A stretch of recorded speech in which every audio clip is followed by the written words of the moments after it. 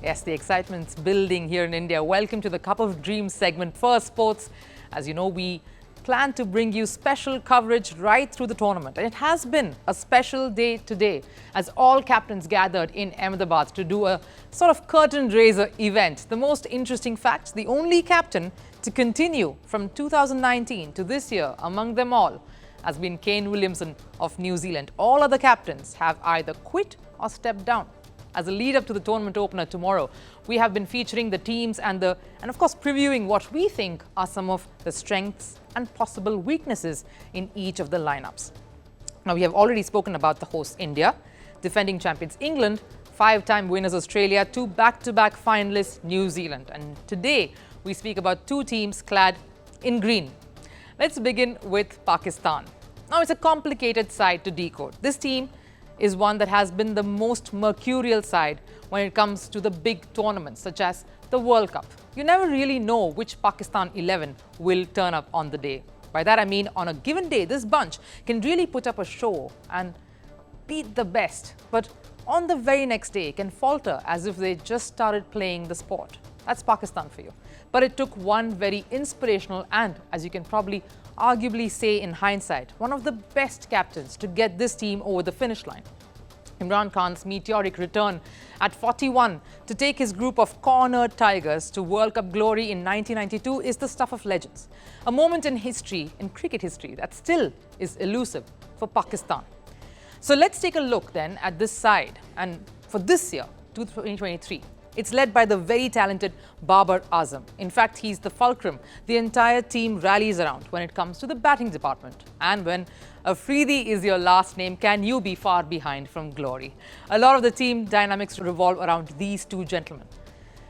Now, the injury to Naseem Shah, of course, is a big blow, and with their recent shambolic exit at the Asia Cup, things really look a little gloomy for this squad. So if I had to decode Pakistan, I'll start with what's going well for them. Let's start with the ace in the pack. It has to be skipper Babar Azam. They need something incredible and special to set the pace for their campaign, and it cannot come from anyone else other than their captain. And there were a lot of rumours and reports during the rounds of a tiff in the dressing room between him and his lead pacer Shaheen Shah Afridi. And of course, many reports emerged of all being well in the camp thereafter. But there can be no more of that if Pakistan wishes to get their World Cup dream on track. Which leads me to, of course, to the joker in the pack. And he's far from that. There is no one else quite as feisty as he is. An X factor for any side he plays in, Shaheen Shah Afridi. What a phenomenal bowler he is. A great find he's proving to be. Now, from the moment he burst onto the scene, he has that disarming smile and a very cherubic sort of vibe to him, which again, like so many pacers, is quite a contrast to the way he's on the field.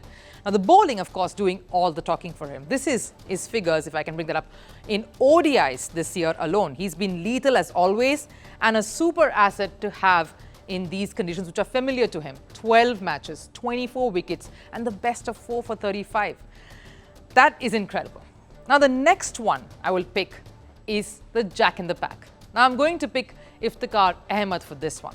In a bowling attack that has some worries already, a handy off spin to provide in those middle overs with some useful chipping in with the bat lower down is going to come very, very handy.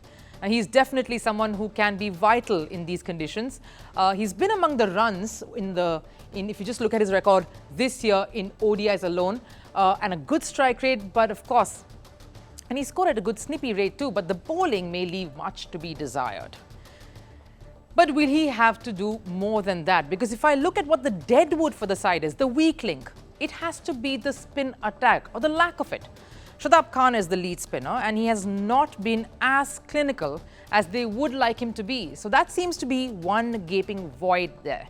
Much like Australia, a lot is heavily reliant on the pace unit, as they have traditionally been as a cricketing side. Can they go all the way? That would mean some out-of-the-box stunning performances. All right. In the promotions to the Cup of Dreams, I said World Cups also mean heartbreaks, and no other team embodies that phrase as much as South Africa.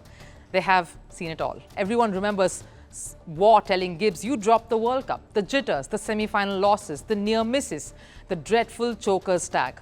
which this new South African team somehow has managed to grow out of.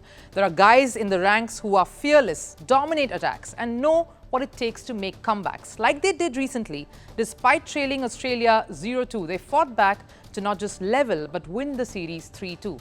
Now let's take a look at this squad then, shall we? Now it's one that looks absolutely dreamy on paper. It has a very energetic, fun captain in Themba Bavuma, some great quality batters, Quinton de Kock, of course, playing a farewell World Cup of sorts, who would have thought, and a power-packed bowling lineup. Andre Norke, of course, that key figure missing in this lineup. He's been key to their success. But let's get into this side and get you a preview with our lens. First up, who's my ace of the pack? Now, I can't quite settle for one, so I'm going with three. It's that sensational middle order. Henry Klaasen, David Miller, Aiden Markram. What a combination that is. If you want a middle order to bail you after a top order collapse, you'll want these guys in your corner. Henry Klaasen coming off a mind-numbing knock against the Aussies. David Miller, a pivotal year for him in the Indian Premier League, and that's turned his fortunes around for every side he's played. He knows these venues like the back of his hand. So he's a key member in there. And then Aiden Markram, big hits with a solid base. That's a mean middle order going by any team. And that's just, now let's look at the strike rates. If you look at Aiden Markram, 150. And this is when it comes to ODIs this year.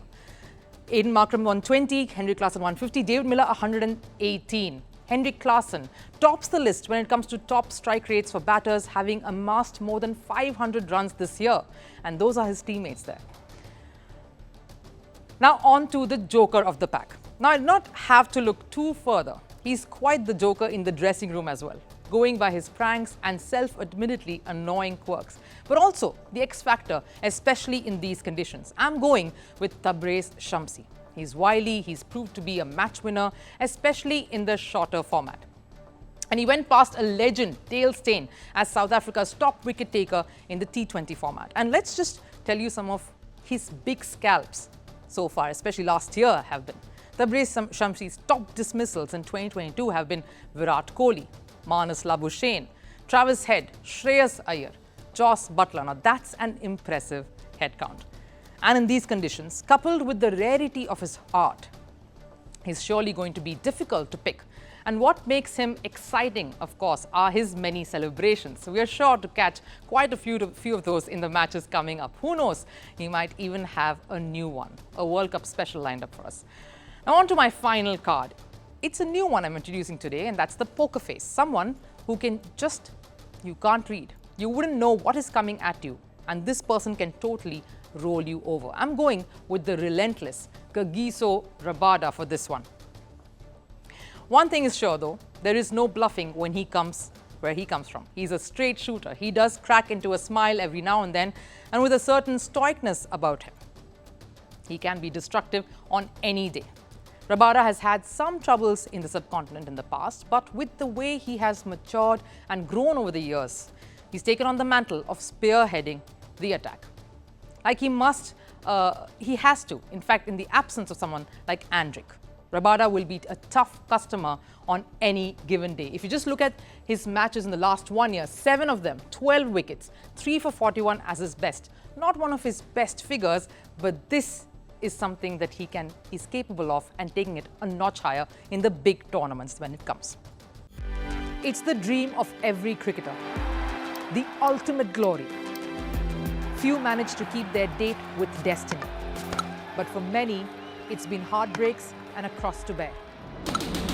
The Holy Grail is here in India. I'm Rupha Ramani, and Firstpost brings you the ringside view. We bring you the Cup of Dreams. Cricket World Cup coverage like never before.